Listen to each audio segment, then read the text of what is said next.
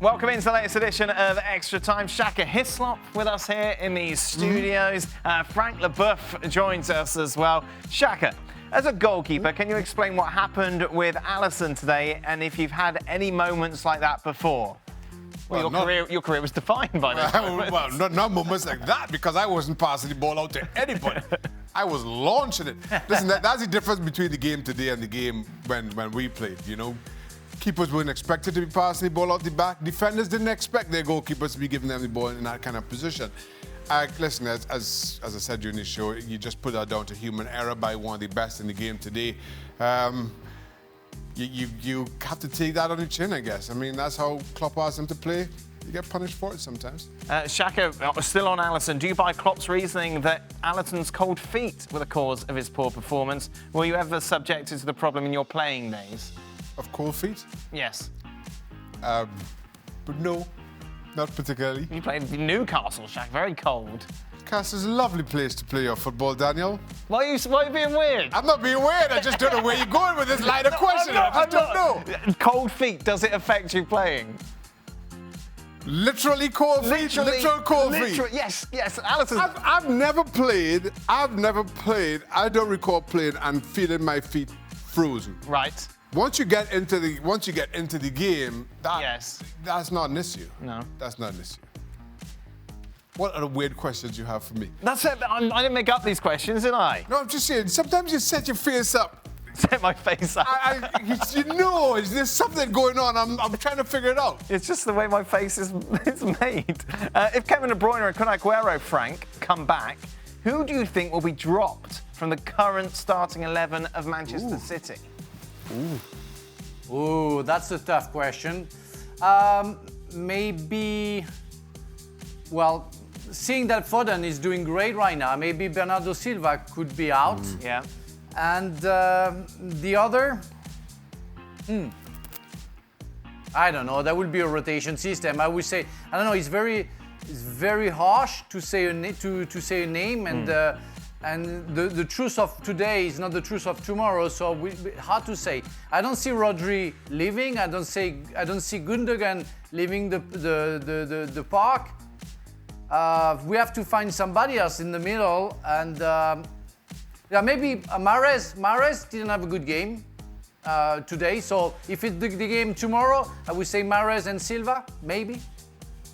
Should Ederson start taking penalties for City? Absolutely, yes. We were having this discussion, Dan. Goalkeepers generally are the best kickers of the ball in the park.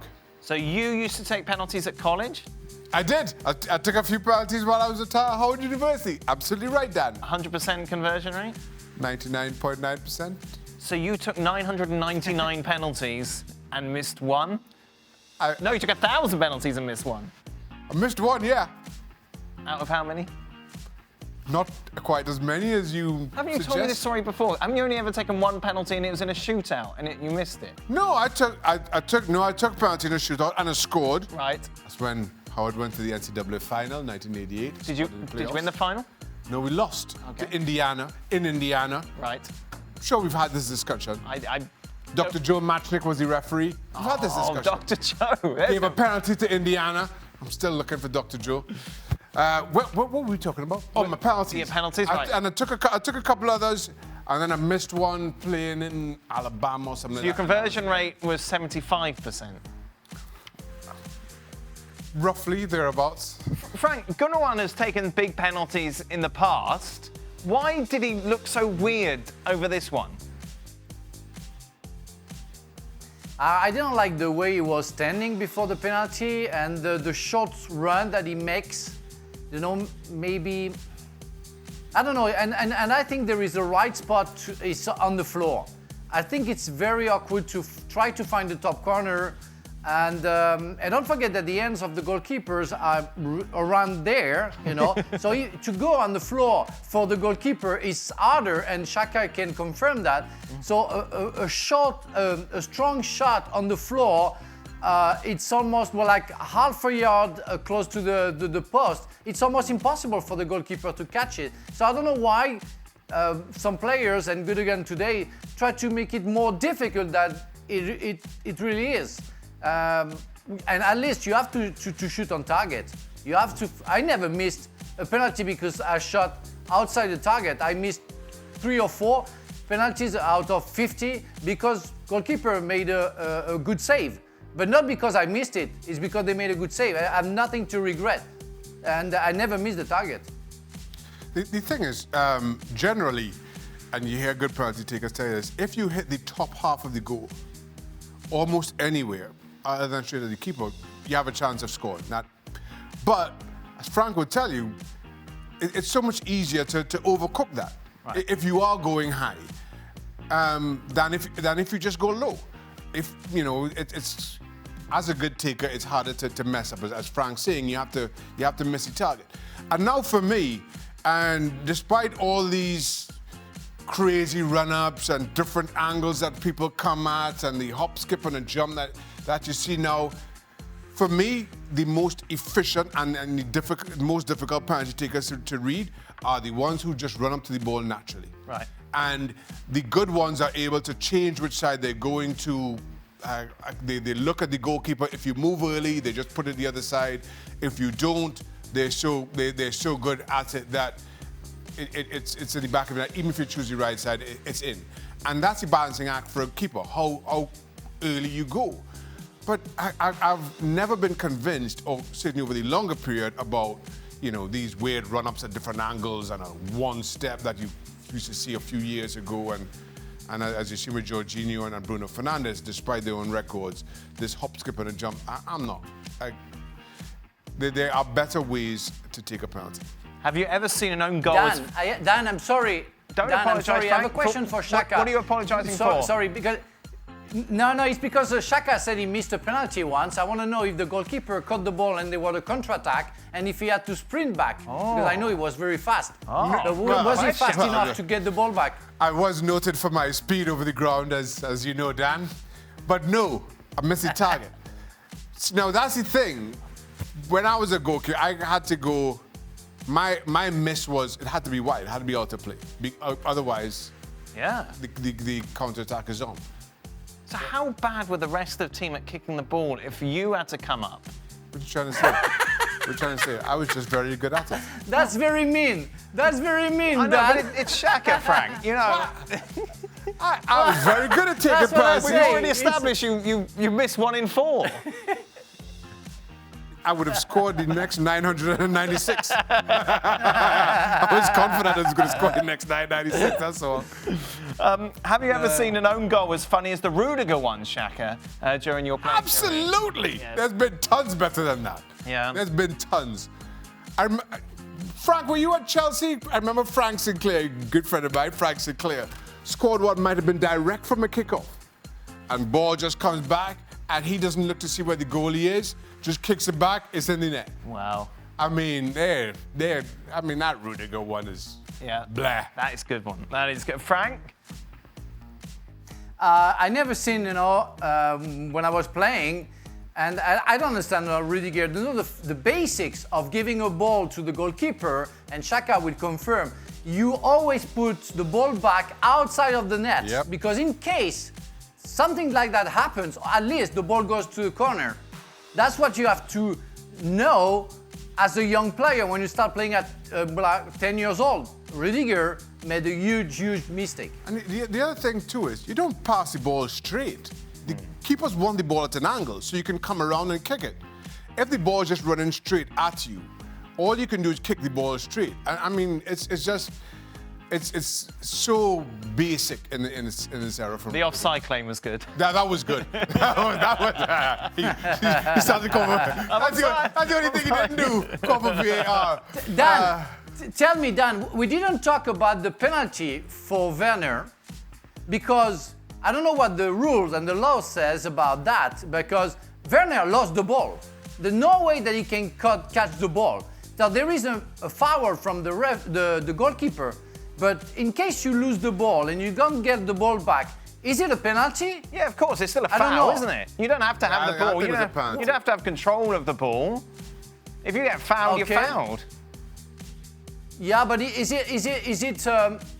Well, say Did he make the mistake? Did he make the foul on purpose? Do you think the goalkeeper? I'm not sure about that. Who makes a foul on purpose? What difference does that make? Well, Payet made the foul on Verratti on purpose, you know, against Paris tonight. And that's for sure. Kicking someone in the head. Frank, you and your anti-Chelsea ways. What do you think has gone wrong? What do you think's gone wrong with Kante? He never fell in favour with Lampard. Now he's only coming off the bench under Tuchel. Has he peaked, Frank? Well, I think they're more cautious about him than making a decision about whether he's going to play or not. He was injured. He's a terrific player, and I think he's going to play soon because I don't think Jorginho and Kovacic will play all the game left, you know, until the end of the season. I really think for Tuchel that the first choice in the middle of the park is Kante. But Kante has to be back to his best, which is maybe a problem right now because he got injured a lot and maybe lost a little bit of his confidence. But when he's going to be back to his best, I don't see why he won't play. And Tuchel, remember Tuchel wanted him, I think, in Paris. So I don't think he changed his mind about him. Final question is to you, Shaka. After watching Shaka highlights, short. My question is, why did Shaka look like... It doesn't say anything about short. It doesn't. After watching Shaka's short highlight reel, my question is, why did Shaka look like he couldn't be bothered after blocking a shot? He often looked like he conceded a goal even after saving one. I had a classic look for when I conceded a goal. I'd sit on the floor, arms around my knees. You could tell when I conceded. Right. Same look every single time. The ball was in the back of the net as well. See, the other thing is, keepers are only judged by the next mistake. Right. So even when you make a save, you do something, that's quickly forgotten if you make a mistake. Just get me to the end of the game and then I'll celebrate. But the classic goalkeeper move, isn't it? Make a brilliant save and then shout at all the defenders for letting the opponent shoot. Yeah, I never did that. You were never one of those? I wasn't one of those. And you wouldn't celebrate? Nah, never did that either. If you say, well, you didn't save any penalties, did you, sir? I saved many a penalty. 99.9%. For someone who went to NASA, that's a little off. Frank, just to, did you have a premeditated goal celebration at all? No, never. It wasn't something we did once a good celebration for Chelsea, and it was the front page for the New Year's Eve for all the fans, with Di Matteo scoring a goal the last minute against Middlesbrough. The first year I was at Chelsea, but it wasn't premeditated. It was just he was on the floor, and we all went next to him with Denis Wise, Jody Morris, Dan Petrescu, and Ella Jensen. But it stayed for forever, but it wasn't premeditated. No, we weren't. It wasn't our era. We didn't care about. We didn't know what to do after scoring a goal, you know. And it wasn't like something special. We were just doing our job, I guess. One last thing. I know we want to go, but just Frank, Zinchenko being dragged along the ground by Ruben Dias in the first half when he's on the bottom of the wall, like some sort of draft excluder. You've got to be like. It's just quite emasculating, isn't it? To be in that position, lying down there. It's got to be the weakest out of the whole locker room. You don't want to be that guy, surely. No, of course not. But I think it's a very good idea because a wall is normally a wall and it doesn't move. Yeah, but Frank, you wouldn't be the one lying down, would you? Of course not. No. I would have put Gianfranco Zola or Denis Wise, but I would have never gone on the floor. Imagine telling Denis Wise that he's got to lie down there. Oh my God, I know what he would say to me. Yeah, he wouldn't cover even half the wall either, to be fair. Okay, that is it. Thank you very much. We've learned a lot about Shaka's penalty-taking prowess and the lies that have come out of it all.